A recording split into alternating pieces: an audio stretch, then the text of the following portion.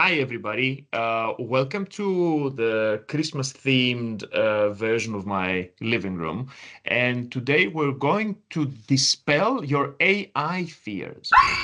Am I sensing some fear in the audience?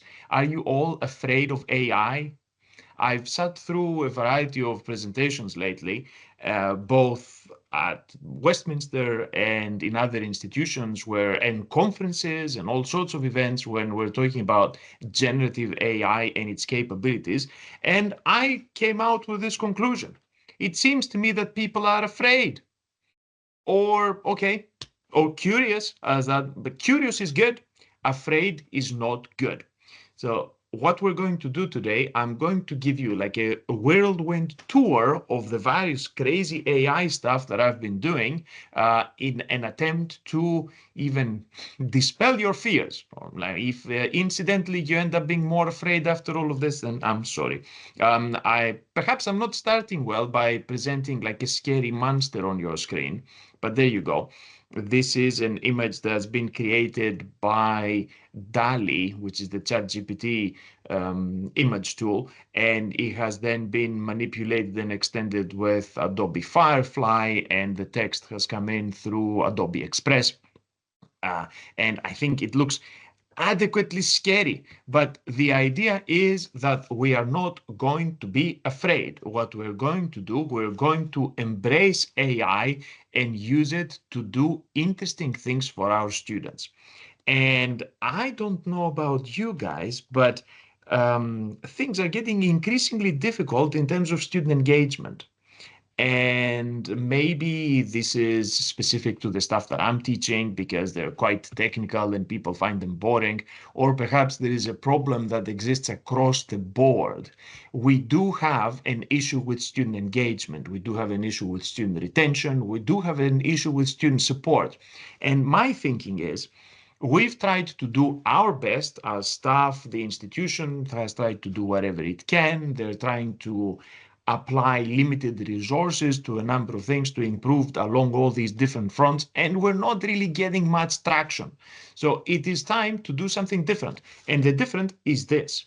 We are going to embrace AI and try to do different things. And in order to do this, we're going to worry less, at least for the purposes of this presentation. We will worry less about all the things you're worried about. We will worry less about ethics. We will worry less about copyright. We will worry less about evil foreign corporations getting our data. We will worry less about inputting our own stuff online. We will set all this aside. We will worry less about the environmental implications and, Texans losing their water because it's getting all funneled into data centers. We won't worry about this. We will worry about improving the student experience, improving engagement, improving interaction, and improving student support. You go to a different seminar if you want to talk about the challenges. This seminar is about what we can get done, and then incidentally, how we can make some money on the side. Now, you have a great degree of examples of the stuff that I've done on this playlist here. So if you wave your phones at the screen and you scan this QR code, you're going to be able to see the various AI experiments that I'm running for yourselves. Most of them are in the form of YouTube videos. What I shared in the chat in this presentation earlier, that I'm also going to put as a link when we produce this as a video, is now my entry into the music scene. I've been producing rap videos. I've been producing country music videos. I've been producing Greek music videos. And I don't know, if you like them, then I'm sure I can produce an album as well that you can have the lot together. But, perhaps we're going to do this a little bit later on. Tell me in the chat, who would want to get a country album that is produced by me and is talking about my learning and teaching journey? Would you buy that? Driving a pickup truck around the M25, singing about the NSS. I didn't think about this when I was making the song. I think this could be a definite goer. There you go. So yeah, driving on the pickup, shining my gun, thinking about the NSS. There you go. Yeah. And it would put Johnny Cash to shame. All right. Now, some examples of what I am actually talking about. Example number one, and this is a very interesting one in terms of student support. When we advertised this event, we suggested that we can use AI bots and streaming avatars and various other types of technology to offer student support functions. Now, how could we do this? Everybody is aware of customer support bots. Very often, when you call customer service, you're not talking to a person anymore. You're either talking to a bot, or if you're using the chat on the website of the customer service, again, you're talking to a bot, you're not talking to a person. Most of the time, you don't even know because you'll enter into the discussion. You'll spend some time explaining your program and be very nice and polite. And then you're going to get some prompt that says, now I'm going to transfer you to a human agent. And you're thinking, hang on a second. So if you're not the human agent, who have I been talking to for the last 20 minutes? But very often, things on the phone and things on the chat online are going to be automated bots. The idea is, why not use this in order to offer support to our students, but not in the way we've done it already. Certain universities have incorporated customer support style bots onto their virtual learning environments like Blackboard and so on. We actually have one, and I argued with Gunter about this. We have one integrated into Blackboard at Westminster that does absolutely nothing. So whatever you ask it to do, it kind of goes, oh yeah, I cannot do this. If you read the documentation, it's got all this kind of bright marketing blurb about what it could do, but in fact, it does none of that stuff because it's not connected to the university systems in any way whatsoever. So the only thing that it can do, it can advise you how to log on, but after that, it just falls apart. This is not what I'm talking about. What I'm talking about is bringing substantive expertise and module related knowledge directly to the students 24/7. And not only we can do this through a sort of chatbot, we can spice this up and make it interesting. I have created a, a virtual version of myself, so Yanis 2.0, that exists online and is available to talk to at any point in time. It looks like me, sounds roughly. It could be better if I paid for some of the elements, but I'm being cheap. So it sounds roughly like me. It looks exactly like me. It is what you see on your screen, the one on the left-hand side. And it can talk to you about what we did in class last week, what we're going to do in class next week, tell you where to find stuff in relation to the module, suggest resources. It can basically have an entire module specific, related, and correct conversation with you at any point. And instead of the student emailing you at 3 o'clock in the morning on a Sunday to ask you stuff, they could just log on and have the visual representation, the virtual avatar of the tutor, and talk to their own tutor about the stuff that they want and get that support. Now, does it work? Yes, it works.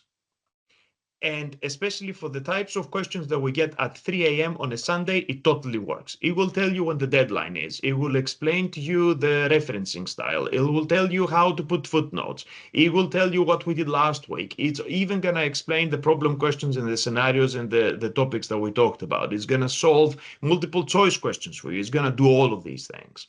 And it does this in real time, in conversation, without any lag, and it can respond to anything that you ask it.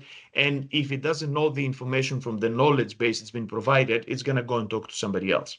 It's going to get the information from somewhere else and then talk to the student. Now, you might be thinking, oh, that's fine, and a sort of virtual chatbot could do this anyway if it's given the correct knowledge base. Why does it need to be a representation of the tutor? I think this is the extra bit. This is the cherry on the cake. This is the bit that brings it more live and relevant and real for the students. Is it necessary? No. But I think if we're looking for increased student engagement and we're looking at a better interaction, then that could be a way to create this personal connection and offer this additional level of support. If things are too anonymous, if we're introducing too many automated systems and mechanisms and supports, maybe that sort of discourages the students. If the avatar can be a representation of the teacher, looks like the teacher, speaks like the teacher, represents what the teacher has to say, then maybe that keeps the connection between the student and the class that they're doing and the teacher or the tutor that they've got a little bit more closer.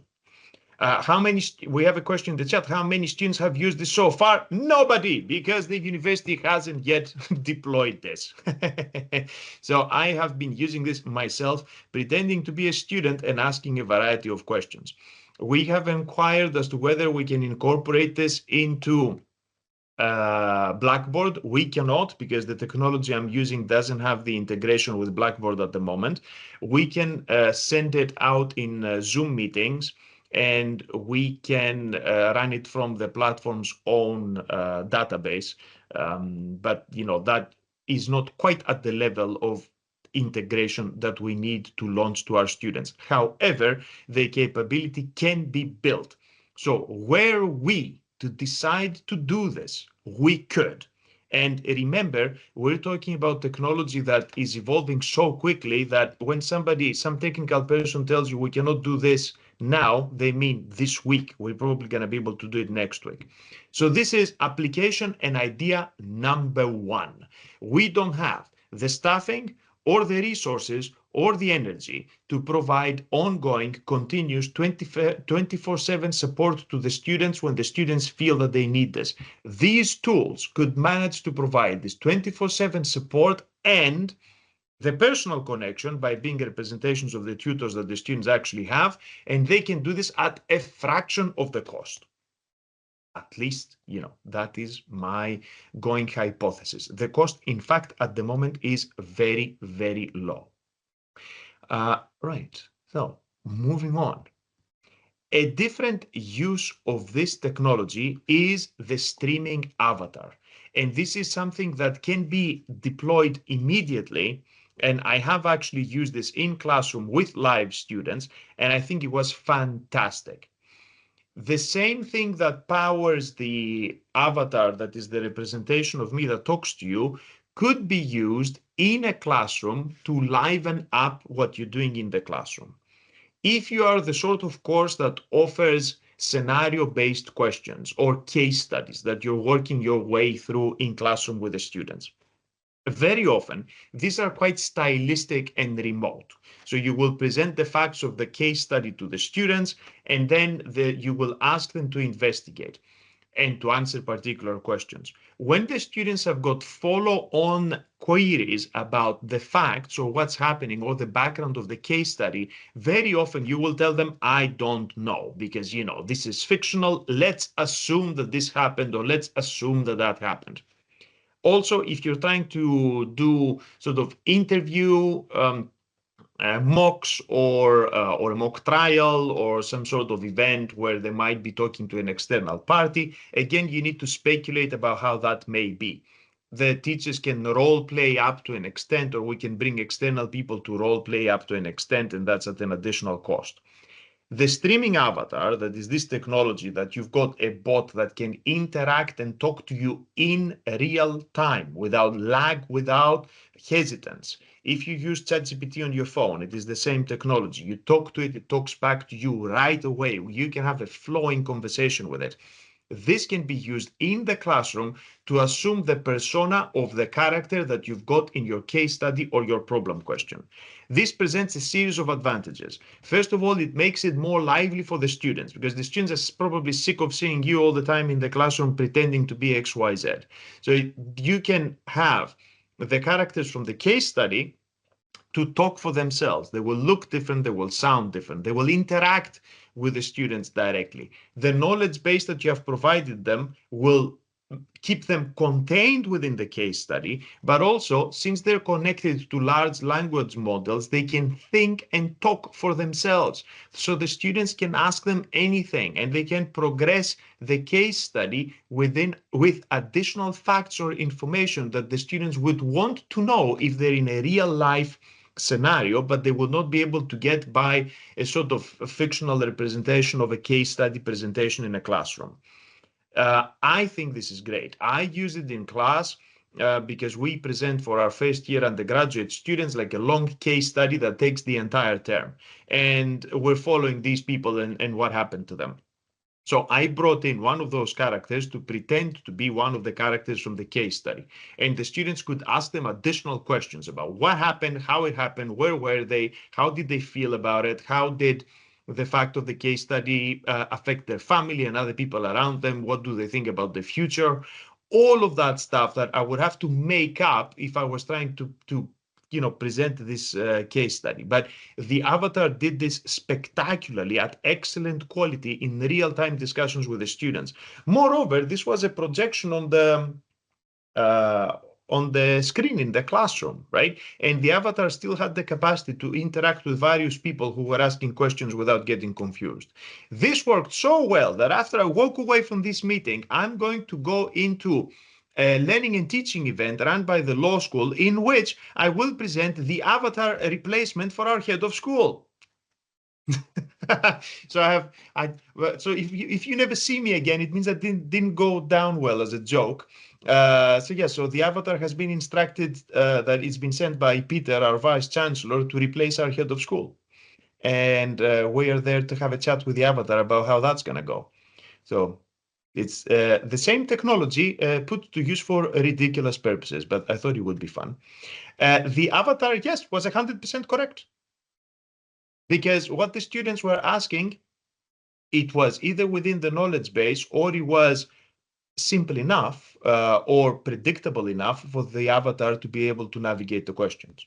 The case study is about somebody who works on a site and then gets injured and then is trying to kind of navigate legal claims that arise out of the injury to work out their compensation. So it was something that the avatar handled very well. This was so funny, in fact, and it worked so well that then I used it for my postgraduate class and I instructed the avatar to be the CEO of the business that is talking to his lawyers to arrange a merger. And the interesting thing is that you can also give emotional prompts. So while this guy was friendly, he's a young person, he suffered an accident, he's talking to his legal advisors, the CEO was pissed off. He doesn't like lawyers, he doesn't want to spend any time. So he was very aggressive and abrupt in the discussions with the students, which took everybody by surprise.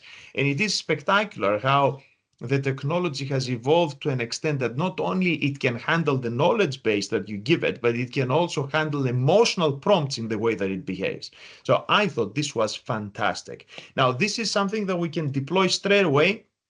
We've been in discussions with SETI as to what the cost would be and which sort of classrooms or teaching events we could incorporate it. Imagine how useful this would be for interview, for careers style skills building, right? Instead of having this sort of bizarre things that we've tried in the past with the VR headsets and all this kind of weirdo alien looking avatars, we can actually project on a screen in a Zoom meeting the interviewers, and we can have the students sit in front of them and try to explain why they'd be good for the job. It's going to be excellent. So I think this has worked particularly well. I hope that my little trick in the presentation this afternoon is going to be equally successful, and I think it's great fun. Now, what else do we have in this domain that is going to be useful? And this stuff is where we are actually departing the presentational things and getting into more substantive stuff. Because so far the customer support bot or the student support bot that can be available 24/7 or the streaming avatar, they're teaching tools, but they don't fundamentally change the task that we were performing. They just perform the task in different ways that kind of frees up a little bit of time or makes it a little bit sexier for the student. Where we have a real departure is when we're talking about AI assistants. Now, this is a big deal. You can use the assistants in a variety of ways that is really going to revolutionize your practice. And I'm not kidding about this because I've been using all of this stuff and it works fantastically well. So I've got like proof of concept. For example, I am doing like a banking class for postgraduate students. The material is a little bit dry, and I've always struggled to create group work activities and to generate exercises and to do things that bring the students to sort of discuss and interact, but in a way that they can actually engage because the content is very alien and is very new and is very complicated. I went to Notebook LM. I don't know if you know this. I'm going to write this down in the chat. This is Google's sorry, not legal. This is Google's AI assistant tool. This is a tool that works from your own material.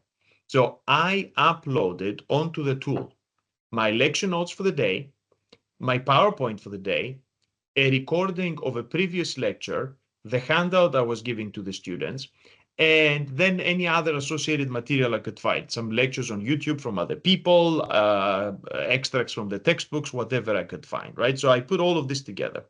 And I told the bot, this is the material that we're working on today. This is the theme that we're working on. Generate for me a case study that would be suitable for a group exercise. And it did this, and it generated an excellent, lovely case study. Then I said, okay, how are we sure that this is correct? I read through it, of course. I realized there were a couple of errors there. So it got some things in the law wrong in its presentation. And I thought, okay, I have to fix this. But instead of fixing it myself, I thought, why don't I get another AI bot to fix it? So I took the product of Notebook LM and I put it into the new model of ChatGPT, which is the O1, which is actually a very powerful tool. O1 went through it, located all the mistakes, and then fixed them. So then I took the updated document that ChatGPT had produced, I put it back into Notebook LM, and then I said, create me a handout that I could give out to the students, create a briefing paper that I can actually also circulate, and then offer me a sample answer to this case study and scenario that then I could make available on the VLE post-class. It worked wonders. We had an excellent, very detailed case study that was tailored to the material of the day, that engaged directly with the tasks that I wanted the students to perform and the reading that I had assigned. The students did it. They were happy to do it. In the end, I had all the documentation, the sort of post-session documentation to share with the students as well. Now, this is like having an army of assistants waiting to help you. You have no idea how long it took me to produce this sort of stuff for other sessions when I was doing all these things manually. I needed to go through all my material and my notes. I needed to think about what I could possibly do that works with the students. I needed to build up the case study. Then I needed to produce the briefing documents, the handouts, and the post-session material all by myself. This is a job that will take you the entire day and then some. I managed to produce all this, check, verify, refeed into the bot, and get all the documentation. I was done in less than a couple of hours. So this is an explosion in productivity. I could have created case studies and group work activities for the entire 12-week term in the space of a day. This is work that would have taken me weeks otherwise. And it was all correct and appropriate and built on my own material. So it's not like it's trolling the web and finding random stuff that I might not be doing with the students. It's actually working from my own material. I have created podcasts with Notebook LM. Notebook LM has this wonderful functionality that they added as a joke and they didn't think anybody would use it, but it can take your material and you can press a button that says generate a podcast. And it generates a podcast between two hosts, a male and a female, that they're discussing in really lively conversational terms that you would think it's a real podcast if you listen to it. They discuss your module material. I've been doing this quite a lot, and I've been using it in two ways. First, to produce podcasts that I take them directly from Notebook LM, but also I'm using this to summarize material in accessible language. So I have produced the podcasts, and instead of using the audio, I transcribed the audio, took the transcript, and then amended it for a one-person presentation for a script for a pre-recorded lecture. So imagine this, for you to create a pre-recorded lecture of good quality, either you need to record yourself in a live class, be mindful of what you're saying, and then spend ages editing the audio, which is what I used to do to produce content before, what we did during the pandemic, for instance, and so on. Instead of doing all this, you could also write a script by yourself and it would take you forever, and then you would need to narrate the script, which would also take you forever. You can accelerate all that process by getting Notebook LM to create the podcast script. Then you can use ChatGPT to turn it into a one-person narration and change the style a little bit if you want. And then you don't even have to narrate it yourself. You don't need to record it. You could give it to an AI voice speech text to speech tool to do the narration for you. I have been doing all of these things. This is how I've got now a humongous YouTube channel that sends out content 2-3 times a week of large volumes of content, and it all takes minutes to do because it is all working on the basis of material that I already have that has kind of gone through the mill of the various AI tools. And all of this is good quality content. I'm not talking about stuff that kind of sounds legit, but it is devoid of substance. I'm talking about stuff that are really, really valuable for the user. So I've used Notebook LM to create discussion style podcasts. I'm using ChatGPT to create various scripts for other things, and I'm getting 11 Labs that's got really good quality voiceover functions to do the narration for me before I launch them. I've used other tools as well. I've used ChatGPT to do some of the voiceover. I've used Google Voices to do some of the voiceover. I've got some clones of my own voice with 11 Labs that I'm using as well. Now, all of these things come at a cost. None of this stuff is free, but actually some of the stuff is free, but not at the volumes that I'm using it, but the cost is not enormous. So were the university to invest in some of these things to provide the capability to the staff to do something like this, I don't think it would be a negligible cost for a big institution. But the important thing is what? The important thing is that you've got assistants, AI assistants that can carry out effectively a great, great deal of the work that we do and accelerate our process. And you need to approach the assistants in the same way that you would approach a human assistant, in the same way that all you guys are applying for these kind of minor grants to get student helpers to help you with various things. This is the same process. If you got a student helper through a QR grant to assist you in doing something, think of the AI assistant in the same terms, in the same way that you would need to explain background and context and the task and give the background information and the content that you need to be navigated and explained, the same thing you do with a bot. One of the reasons why colleagues are not effective in using technology and they draw the wrong conclusion because the results are not good, the reason is they don't know how to prompt the bots. Stop thinking about the bots as Google. Using ChatGPT is not like doing Google searches. You need to discuss with the bot. You need to think of the bot as a junior assistant, not as a Google search. And then once you make that mental shift, your prompts begin to improve, the results begin to improve, and then you have spectacular results.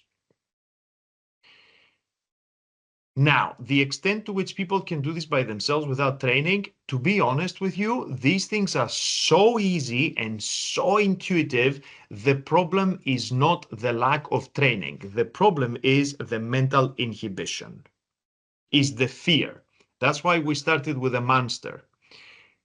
It is the fear of using the AI, the pervasive belief that it's going to get things wrong and it's going to make mistakes. It does not. If it makes mistakes, it also corrects its own mistakes. Things have evolved so much that now it is better than you. The presentations that you're sitting through normally that people are like, we tried this and it didn't work, we tried that and it didn't work. This is all out of date. Every week in the AI domain is 100 years in human years. So people who tried it or got the data or tried something in 2022, they're using tools that have got absolutely nothing to do with what we're doing today. So in terms of aviation, It's like you telling me you took a propeller plane to go to the States like 120 years ago and it took you forever. Yes, now you can get there with a rocket. This is the sort of stuff that we're talking about. So the colleagues will overcome the AI fear by watching my videos. The only way to get through it is to watch somebody else who has done it and has survived. Also, what we need is the institution to be more positive about this and not threaten consequences. Because every time somebody tries to do something innovative, they're like, am I allowed to do this? And then they don't do it because they're worried they might not be allowed to do it. The thing is, nobody knows what you are or what you're not allowed to do. I mean, I'm a lawyer after all. I'm telling you, read the terms and conditions of stuff before you use them. But other than that, the university really has no clue what's happening. Your managers have got no idea what's happening. So if we're waiting for somebody to tell us it's okay to do this before we do it, we're never going to do anything because nobody knows what's going on. So trust the people that are at the forefront of these developments and go with it. So uh, the answer here is you can build your own army. I am running an empire of bots. My bots can do anything and will do everything. The only limitation is imagination. What can you think about? What task do you have to perform? And the question you should be asking yourself on a daily basis is, can I get the bot to do this? For example, you're marking papers. You're marking papers on the basis of a marking schedule. You've got a rubric. You've got learning outcomes. You've got module objectives. When you're structuring feedback for your students, your feedback needs to reflect your rubric, your learning outcomes, your assessment objectives in the way that you have communicated them.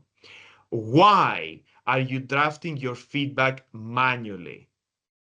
Why are you not using an AI tool to help you draft your feedback? Why do you consider it acceptable to use a template or to copy paste feedback from a prior assignment that you marked and then amend them a little bit and then chuck them in to Turnitin? Why is it acceptable to copy paste your own template and amend, and it is not acceptable to ask ChatGPT to help you structure the feedback that you're giving to the students? ChatGPT is going to be better than your template. It's going to be able to attach your impression of the paper and the mark to the learning outcomes, to the assessment objectives, to the rubric, give an explanation of the mark that you're giving, and communicate this in language that is effective and the student will understand. Also, you can ask the bot to change the style depending on how forceful or how friendly or how supportive or non-supportive you want to be. So a question for you and your line manager or whoever is in charge of your school is, why am I using some stuff and I'm not using others? If I had the idea to use this technology to improve the narrative flow and presentation of my feedback and connection of my feedback to what the student is writing, why shouldn't I do it? And if the pressure is to be quick in the marking turnaround and to produce adequate feedback that supports the students' learning at the same time, why are we not using tools that would allow us to do this? The answer is fear. We are afraid that our line manager is going to tell us you're not allowed to do this without being able to articulate why not. We are afraid that the students are going to complain and they're going to come back and say, hang on a second, are you using ChatGPT to mark my essay? Right? All of this is fear, is not based on reality. When people come back with real reasons to do or not to do stuff, then we have a path of action. But we should not be holding ourselves back from using the tools and the gifts that the technology is giving us because we are afraid in the abstract. And I'm telling you guys this in such terms, perhaps a little bit impolitely, because I'm sick and tired of sitting through webinars and meetings where everybody goes, yes, but oh, but this, oh, but that, oh, maybe that. You know what? If that was the deal, we would still be riding horses around rather than been driving in cars, for which now I can sing about in my country songs.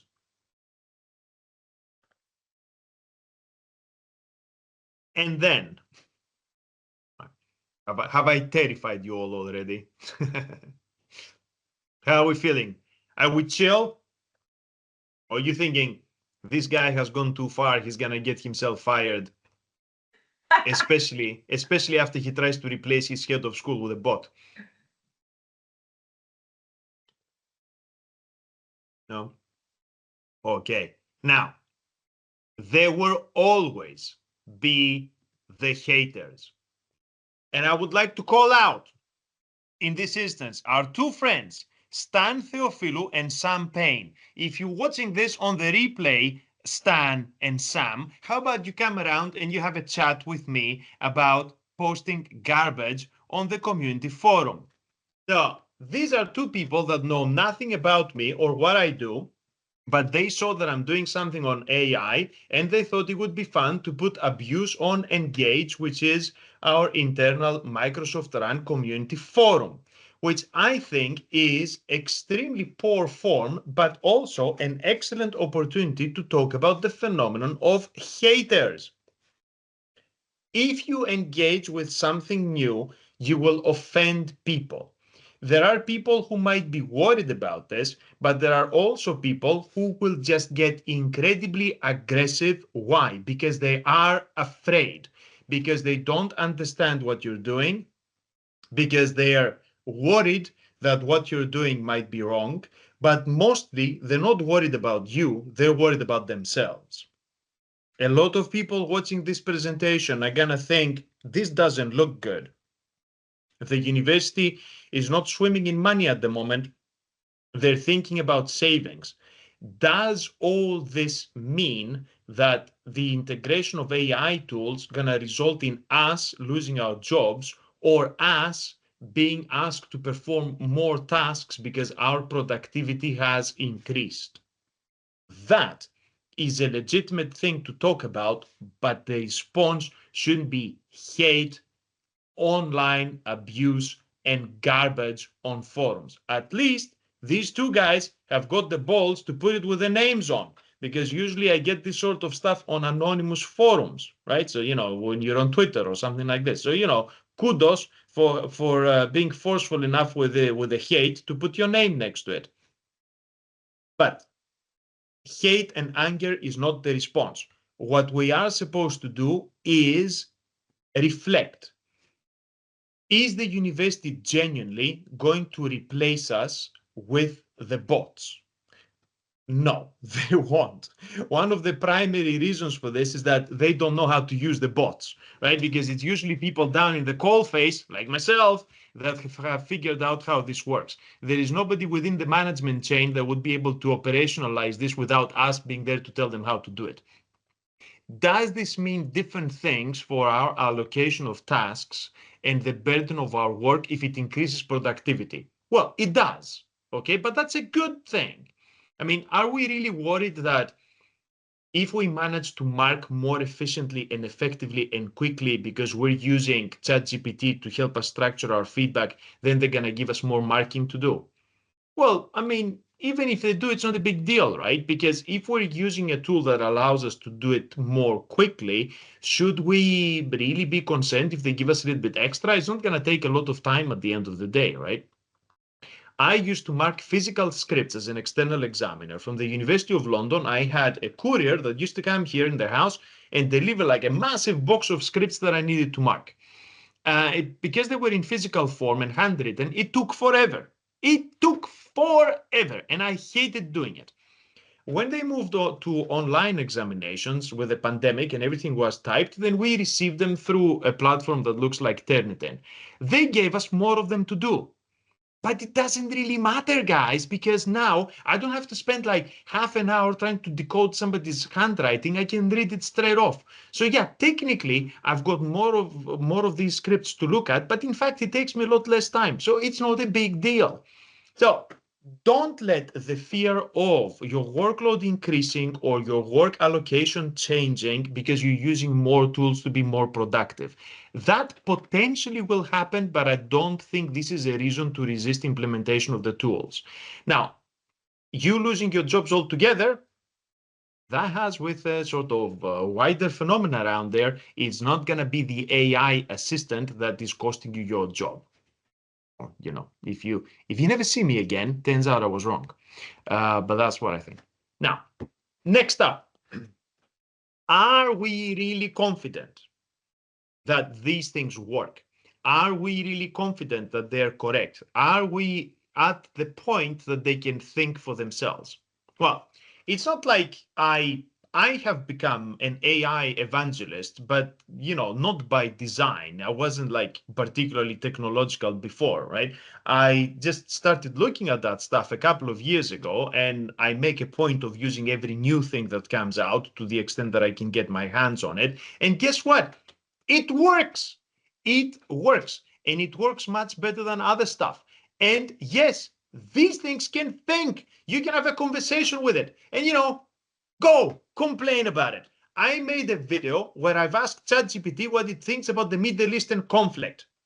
And I had a long debate with ChatGPT about the conflict and what we should do about it and how it could be done. You know what? What it said was perfectly sensible. I mean, if the leaders down there actually did what ChatGPT suggested, maybe we wouldn't be counting tens of thousands of murdered people all around the place, right? When I sent this to colleagues around to have a look, I got some feedback like, oh, yeah, this is like the very predictable mainstream media, Western politics view of it. Okay, yeah, whatever. Still, I had a more interesting and fact-based and normal conversation about the conflict with ChatGPT than I've had with most of my friends around here. So, can they think? Yes, they can think. Are they human? No, they're not.